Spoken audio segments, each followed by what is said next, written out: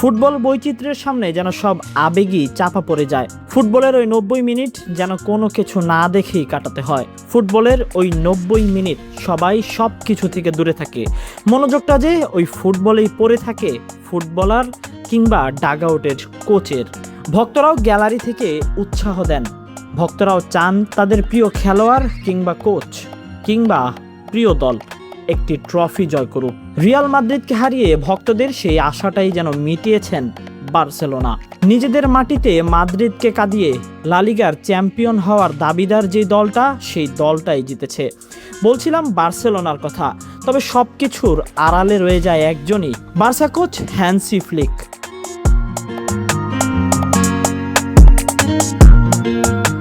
Barca coach Hansi Flick লা লিগায় টানা দ্বিতীয়বারের মতো নিজেদের শিরোপা নিশ্চিত করেছে।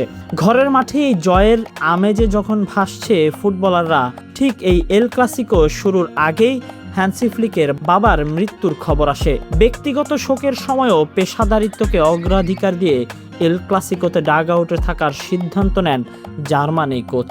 ম্যাচ শেষে তিনি জানান, আনন্দ বেদনার মিশ্র এই অনুভূতি তিনি কখনোই ভুলবেন না। এ সময় দলের পারফরম্যান্সে সন্তোষ প্রকাশ করে ফ্লিক বলেন, খেলোয়াড়েরা নিজেদের উজাড় করে দিয়েছেন, সেই ফলই হয়তো তারা পেয়েছেন। লা লিগার চ্যাম্পিয়ন হওয়ার তকমাটাও নিজেদের গায়ে লাগিয়েছেন।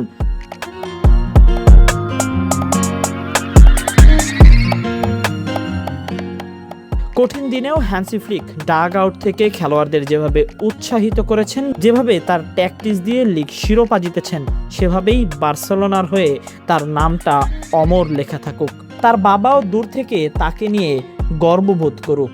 বার্সা কোচ হ্যান্সি ফ্লিক হয়তো এখন এটাই চাইবে, দূরে বসে। Tahsin Ahmed, PD archive.